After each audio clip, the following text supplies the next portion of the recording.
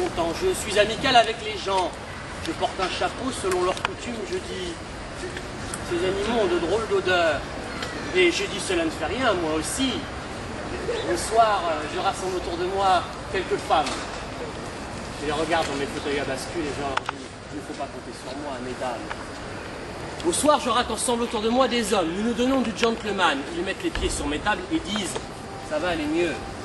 Et moi, je ne leur demande jamais quand. À l'aube, les sapins pissent dans le gris et les oiseaux, leurs vermines, commencent à piailler.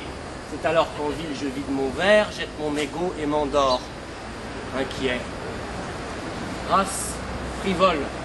Nous sommes enfermés dans des maisons que nous crîmes indestructibles. Ainsi, nous avons bâti les hauts immeubles de l'île de Manhattan et les minces antennes qui dialoguent au-dessus de l'Atlantique. De ces villes, il restera ce qui les traverse, le vent. La maison rend le mangeur joyeux, il veut la vider. Nous savons que nous sommes provisoires et qu'après nous, rien ne viendra. Il vaille qu'on en parle. Le jour où tremblera la terre, j'espère bien ne pas abandonner mes Virginies, ni les trouver amères. Moi, Bertolt Brecht, échoué dans les cités d'asphalte, qui vint des forêts noires portées par ma mère, autrefois. Vénérés habitants, mesdames et messieurs, avant que ne commence la grande procession du carnaval, voici la dernière chanson de Florence, que l'on chante dans toute l'Italie du Nord et que nous avons importée ici à grands frais. Elle s'intitule « Un avant-goût de l'avenir ».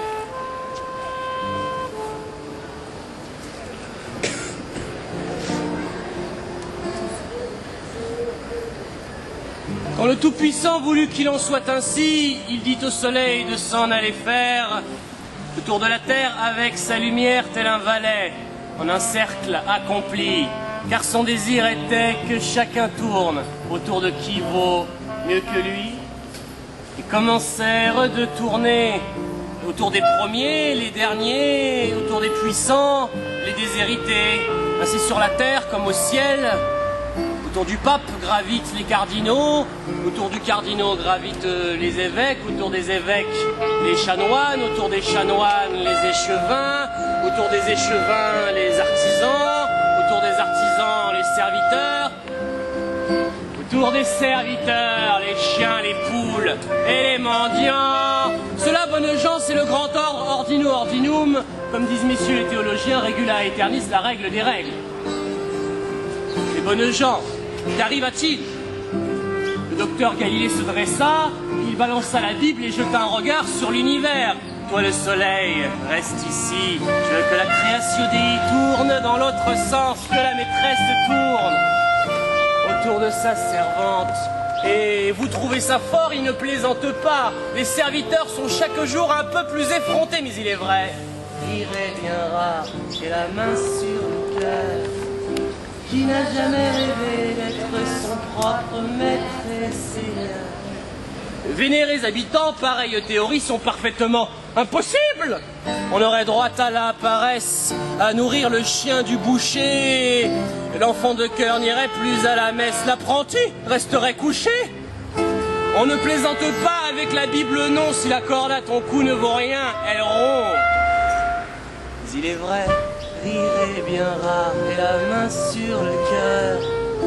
Qui n'a jamais rêvé d'être son propre maître et seigneur?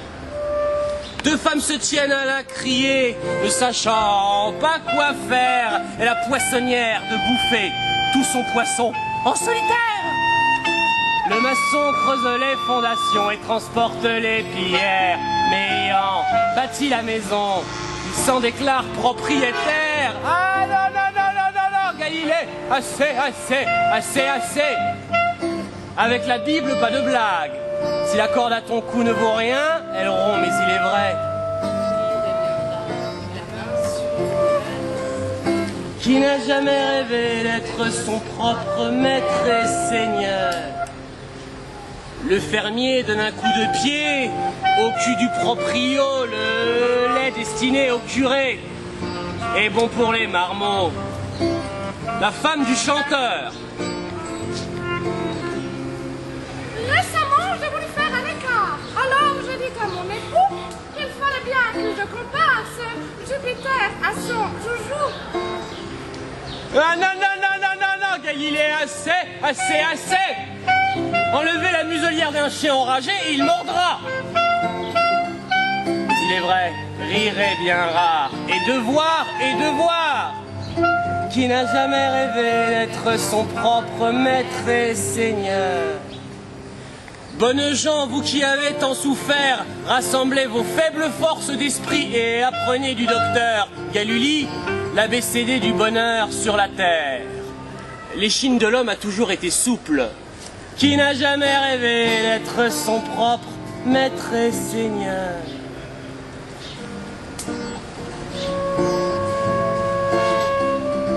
S'il est vrai, rire est bien rare et la main sur le cœur. Qui n'a jamais rêvé d'être son propre maître et seigneur?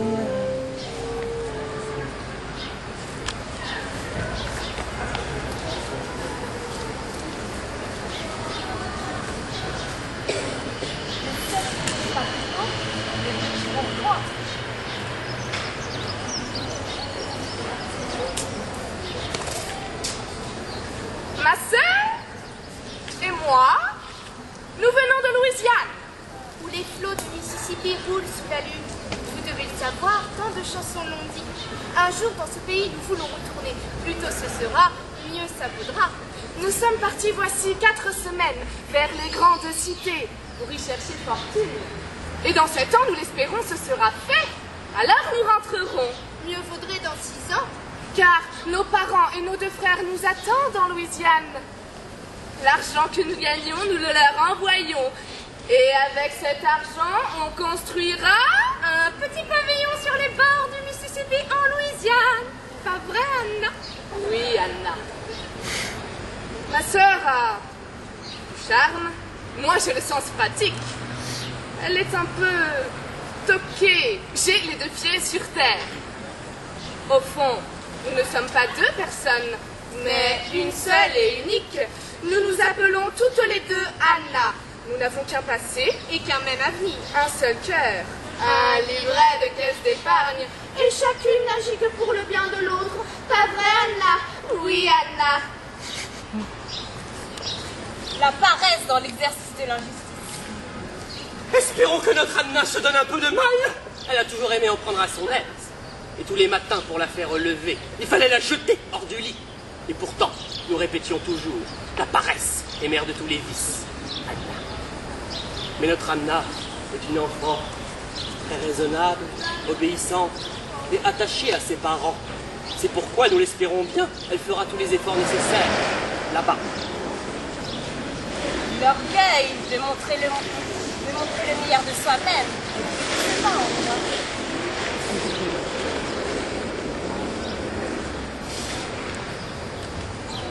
Quand nous fûmes bien pourvus de lingerie, de robes et de chapeaux, nous avons trouvé une place de danseuse dans un cabaret à Memphis, la 2e ville du voyage. Ah, c'était très dur pour Anna.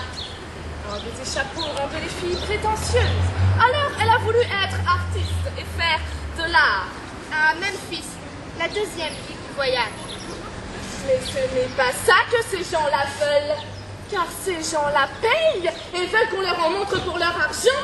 Et celle qui peut dire que se voit la fête en rougissant ne doit pas compter se faire applaudir. Alors moi, j'ai dit à ma sœur Anna, l'orgueil, c'est bon pour les gens riches. Fais ce qu'on te demande de faire et pas ce que tu voudrais qu'on te demande. Bien souvent, elle m'en a donné du mal. La guérir de l'orgueil n'a pas été facile. Je la consolais et lui disais « Songe à notre maison, en Louisiane ». Et elle disait alors « Oui, Anna ».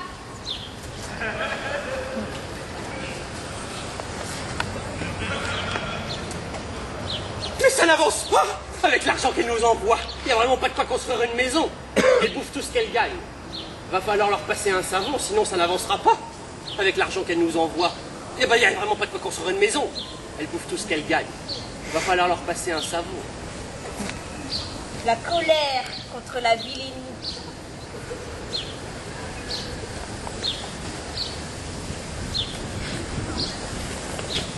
Maintenant, ça marche.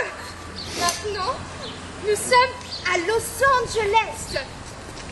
Le figurant va s'ouvrir toutes les portes. Si maintenant nous nous donnons du mal et évitons tous les faux pas, notre ascension sera Irrésistible. Qui s'oppose à l'injustice se fait partout mettre dehors. Qui se met en colère à la vue de ses vices, mieux vaudrait pour lui être mort. Qui ne supporte pas la vilainie, comment le supporterait-on? Qui ne commet point d'offense, expie ici-bas.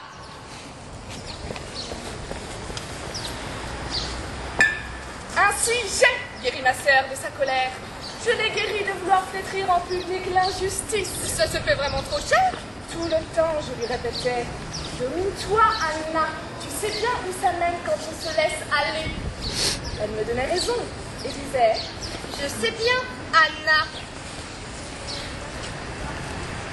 La gourmandise, manger selon sa faim les produits de son travail. C'est une lettre de Philadelphie. Anna va bien, elle gagne enfin. Elle a un contrat de danseuse étoile qui lui interdit de manger trop. Ça sera dur car elle est plutôt goinfre. Pourvu qu'elle s'en tienne à son contrat car ils ne veulent pas d'un mastodonte à Philadelphie. Tiens, naturellement, on la pèse tous les jours. Malheur si elle prend 1 gramme, car ils disent, c'est leur point de vue, nous l'avons acheté pour 52 kilos et tout surplus, et aïe ça. Mais notre Anna est très raisonnable et fera tout pour ne pas rompre son contrat. Elle dira, tout compte fait, tu pourras bouffer en Louisiane, croissant, escalope au poulet et les belles petites galettes au beurre. Donc, prends garde à toi. La goinfrerie est haïssable. Songe à notre maison en Louisiane. Regarde, elle a grandi pierre à pierre, elle monte. Donc, prends garde à toi. La goinfrerie est haïssable. L'avarice dans la pratique du vol et de la tromperie.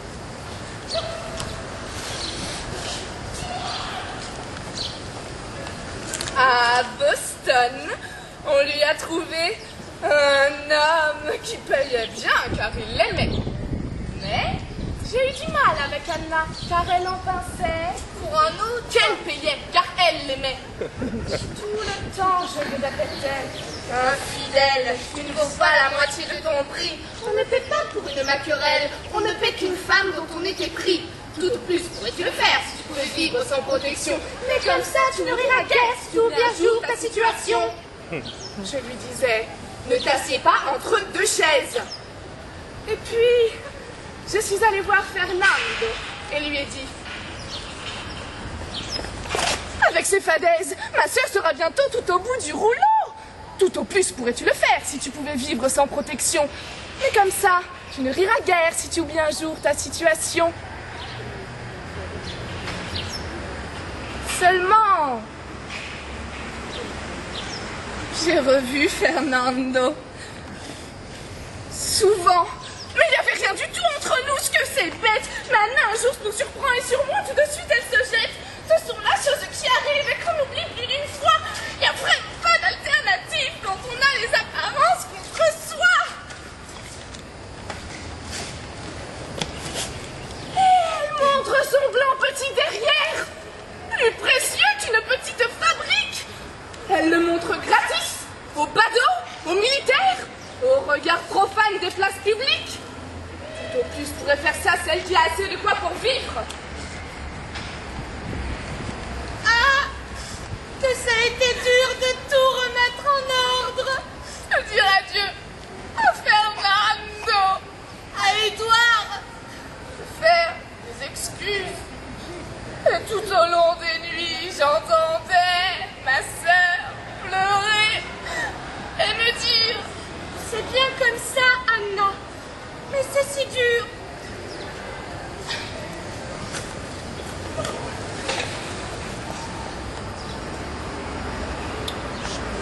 Nous lisons dans le journal que notre Anna est à présent au Tennessee et que pour elle, toutes sortes de gens se brûlent la cervelle. Elle va gagner beaucoup d'argent. S'il y a des choses comme ça dans le journal, c'est utile, ça fait connaître une fille et ça la pousse en avant. Pourvu qu'elle n'ait pas les dents trop longues, sinon bientôt elle fera un vide autour d'elle. Qui montre sa cupidité fait le vide autour de soi. Et l'on se montre du doigt celui dont la cupidité va trop loin. Si ta main gauche prend Il faut que la droite donne, prendre et donner, telle est la règle, donnant, donnant, telle est la loi. Espérons que notre Anna saura se montrer raisonnable, qu'elle ne prenne pas aux gens leur dernière chemise, mais comprenne que montrer sa cupidité, vous les considérez. L'envie envers les gens heureux.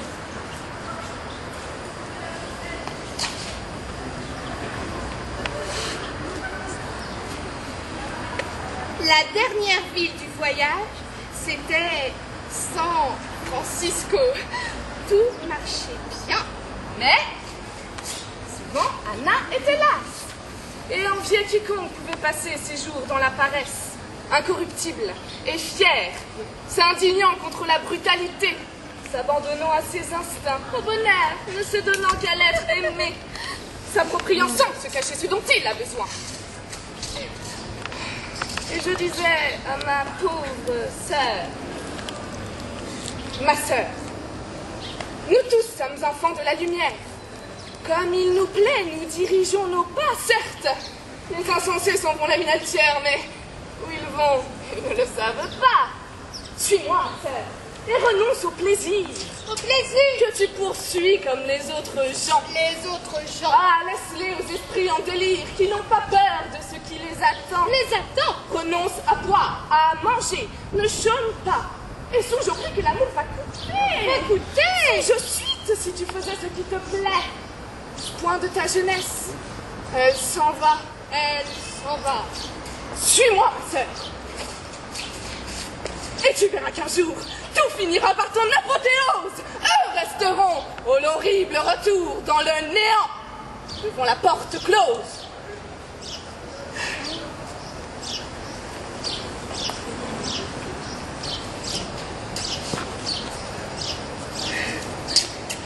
Ma sœur et moi, nous sommes rentrés en Louisiane, où les flots du Mississippi roulent sous la lune. Vous devez savoir, tant de chansons l'ont dit. Il y a 7 ans, nous sommes partis vers les grandes cités pour y chercher fortune. Et maintenant, c'est fait. Maintenant, elle est bâtie, elle se dresse, notre petite maison en Louisiane, notre petite maison au bord du Mississippi, en Louisiane.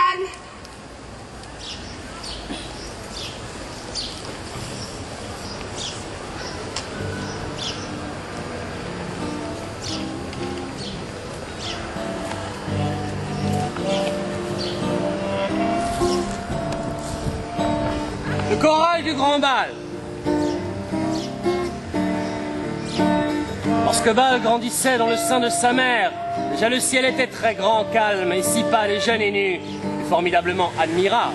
Et tel que Bal l'aimait lorsque Bal se montrait, le ciel restait là dans la peine et la joie, même quand Bal dormait bien heureux sans le voir.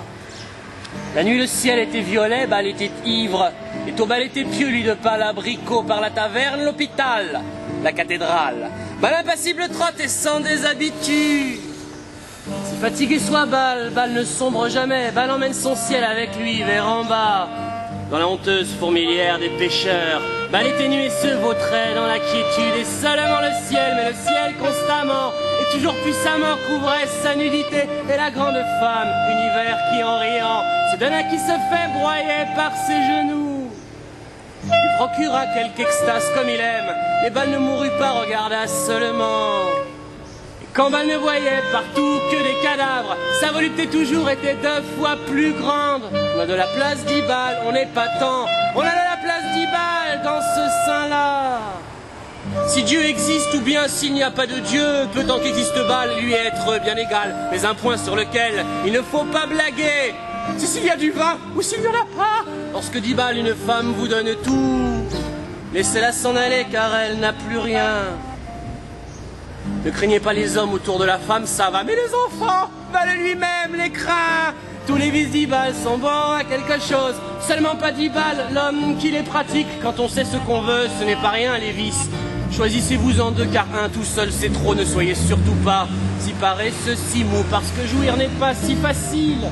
Par Dieu, il faut des membres forts. Il faut des membres forts de l'expérience aussi. Et pour ces choses-là, un gros ventre, ça gêne. Il Il faut être bien fort car le plaisir rend faible. Si ça va de travers, encore s'en réjouir. Reste jeune à jamais. Et quoi d'ailleurs qu'il fasse, celui qui tous les soirs met à ses jours le terme. Et lorsque Val se met à casser quelque chose pour voir comment c'est en dedans de cette chose, c'est dommage. Mais c'est pour plaisanter. Et Bâle, même pour son étoile, a cette liberté. Serait-elle crasseuse, elle est à lui entière. Et ce qui est collé dessus, à lui à Bâle. Son étoile lui plaît, il en est amoureux. Déjà qu'une autre étoile, il n'en existe pas. Bâle guigne vers là-haut, le plus gras des vautours qui guette dans le ciel le cadavre de Bâle. Parfois il fait le mort, un vautour fond dessus. Et Bâle muet mange un vautour pour son dîner. Dans la vallée de larmes sous de sombres astres. Bâle broute bruyamment l'air de des vastes champs. Quand ils sont nus alors Bâle trottine en chantant et va dans la forêt éternelle dormir.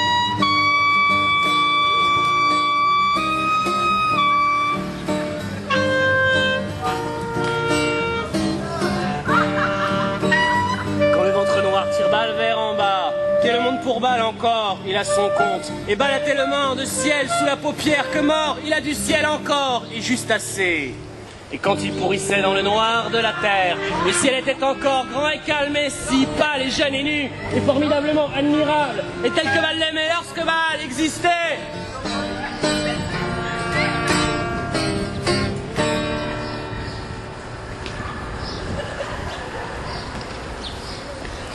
Mais de quoi l'homme vit-il?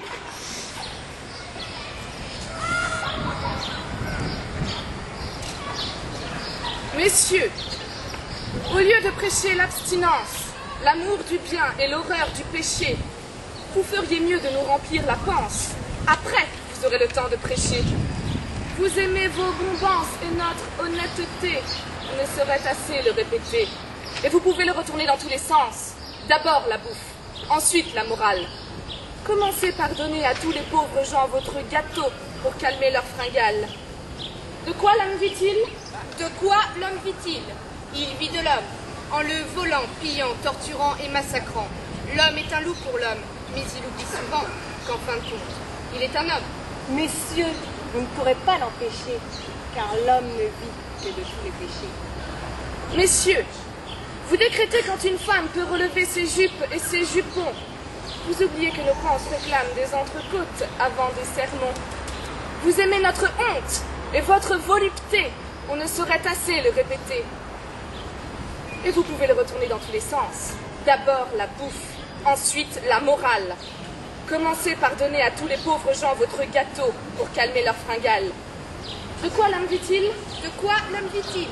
Il vit de l'homme, en le volant, pillant, torturant et massacrant. L'homme est un loup pour l'homme, mais il oublie souvent qu'en fin de compte, il est un homme. Messieurs, vous ne pourrez pas l'empêcher, car l'homme ne vit que de tous les péchés. Lorsqu'ils s'en sont pris aux immigrés, Je n'ai rien dit, je n'étais pas immigrée. lorsqu'ils s'en sont pris à l'avortement, Je n'ai rien dit, je n'étais pas une femme. lorsqu'ils s'en sont pris aux homosexuels, Je n'ai rien dit, je n'étais pas homosexuelle. lorsqu'ils s'en sont pris à la gauche, Je n'ai rien dit, je ne faisais pas de politique. Pas de politique. Pas de politique. lorsqu'ils sont venus me chercher, il n'y Il n'y avait avait plus plus personne personne pour me défendre.